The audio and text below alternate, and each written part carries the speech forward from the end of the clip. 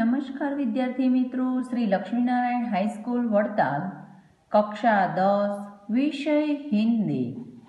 आज हम पाठ 20 एल्बम, जिसके लेखक सुदर्शन है, हमने भाग 4 अगले वीडियो में हमने देखा कि लाला सदानंद एल्बम को विज्ञापन में दे दिया।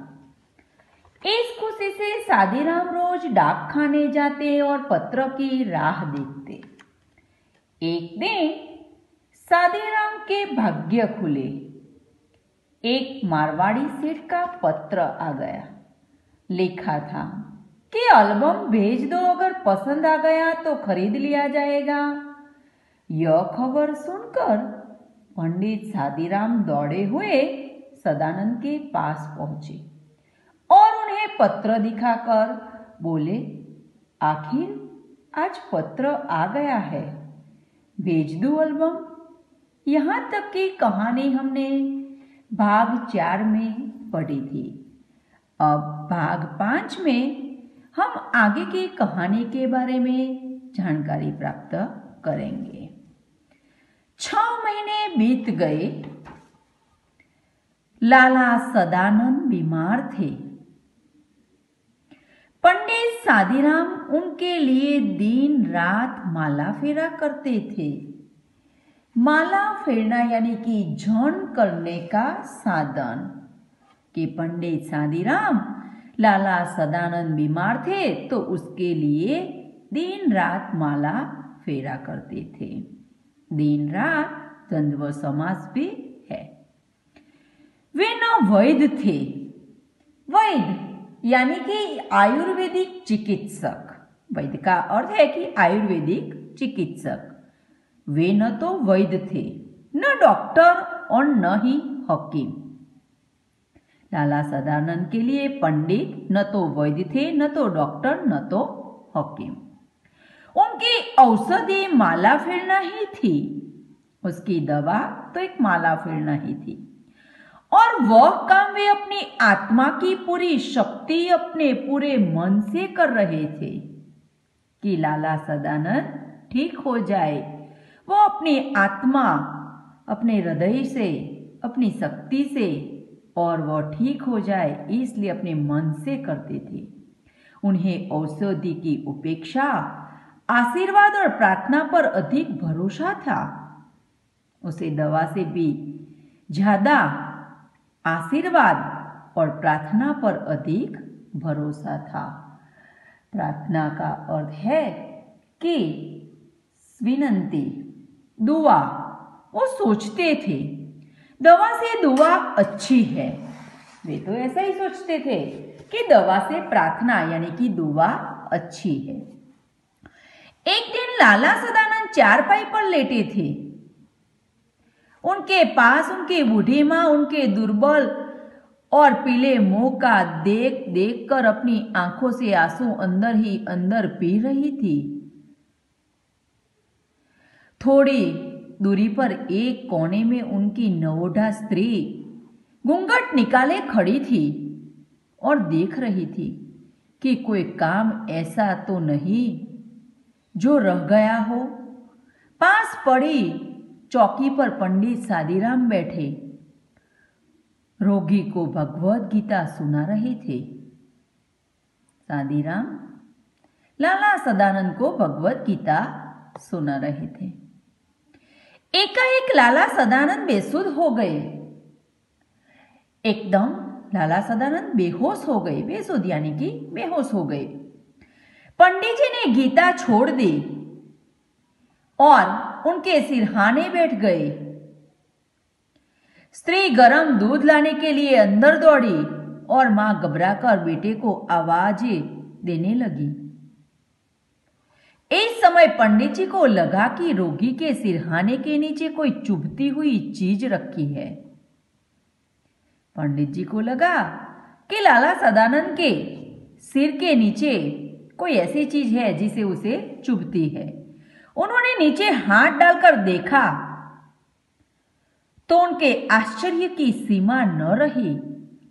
वह एकदम आश्चर्यचकित हो गए। उसने उस सिरहाने के नीचे हाथ डाला और जो चीज उन्होंने निकाली तो वह एकदम आश्चर्यचकित हो गई। वे सखत चीज वही एल्बम था। वो खास चीज क्या थी? तो वो एल्बम था। कौन सा एल्बम कि जो पंडित सादीराम ने जिस मारवाड़ी को बेचा था वही एल्बम लाला सदानंद के सिरहाने के नीचे देखा, जिसे किसी सेठ ने यही नहीं बल्कि स्वयं लाला सदानंद ने खरीदा था। वह मारवाड़ी ने नहीं, लेकिन लाला सदानंद ने ही खरीदा था। पंडित सादीराम इस विचार से बहुत प्रसन्न थे कि उन्होंने लाला सदानंद का ऋण उतार दिया, मगर यह जानकर उनके हृदय को चोट सी लगी कि ऋण उतरा नहीं, अपितु पहले से दुगुना हो गया है। अब तो पंडित सादीराम निश्चित हो गए थे कि मारवाड़ी को उन्होंने एल्बम बेच दिया, लाला सदानंद का कर्ज उन्होंने चुका दिया, इसलिए वह तो निश्चित थे। लेकिन आज उन्होंने लाला सदानंद के सिर के नीचे से जो एल्बम निकला उससे उसे लगा, ऐसे चोट लगी हृदय को कि ऋण उतरा नहीं था, बल्कि पहले से ज्यादा हो गया था, दुगुना यानी कि डबल हो गया था। उन्होंने बेसुध यजमान के पास बैठे बैठे एक ठंडी सांस भरी और सोचने लगे। बेसुध यानी कि बेहोश यजमान लाला सदानंद के पास बैठे और ठंडी सांस भरी यानी कि दुखी होना, और सोचने लगे, यह ऋण मेरे सिर से क्या कभी ना उतरेगा? वो बहुत ही दुखी हो गए और उन्होंने कहा कि ये कर्ज मेरे सिरहाने से कभी भी न उतरेगा। कुछ देर बाद लाला सदानंद को होश आया। लाला सदानंद को होश आया। उन्होंने पंडित जी के एल्बम छीन लिया और धीरे से कहा, यह एल्बम अब मैंने सेठ साहब से मंगवा लिया है। उसे बेहोश पड़े थे और उन्हें जब होश आया तो पंडित के हाथ में से उन्होंने एल्बम तो छीन लिया और कहा कि उस मारवाड़ी के हाथ से मैंने वो एल्बम मंगवा लिया था। पंडित जी जानते थे कि यजमान झूठ बोल रहे हैं, परंतु वे उन्हें पहले से भी अधिक सज्जन और अधिक उपकारी और ऊंचा समझने लगे थे। क्यों वह अधिक उपकारी और ऊंचा समझने लगे?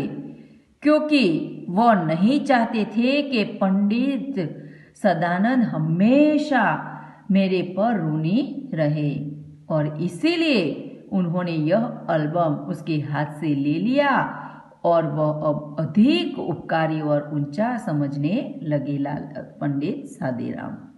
वे यह न कह सके कि आप झूठ बोल रहे हैं। पंडित सादीराम यह न कह सके कि आप झूठ बोल रहे हैं, इनमें यह हिम्मत न थी। वे चुपचाप माला फेरने लगे। उनमें यह हिम्मत न थी कि वह चुपचाप माला फेरने लगे।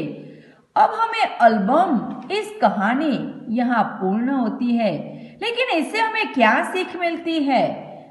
तो एल्बम कहानी से हमें यही सीख मिलती है कि ऋणदाता और ऋण लेने वाला व्यक्ति आपसी संबंधों बनाए रखने का मार्मिक वर्णन किया गया इस कहानी से।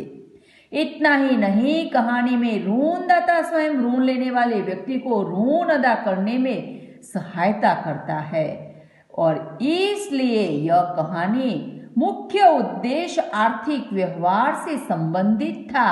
इसलिए ऋण लेने वाला और ऋणदाता दोनों का आपसी संबंध बनाए रखे है।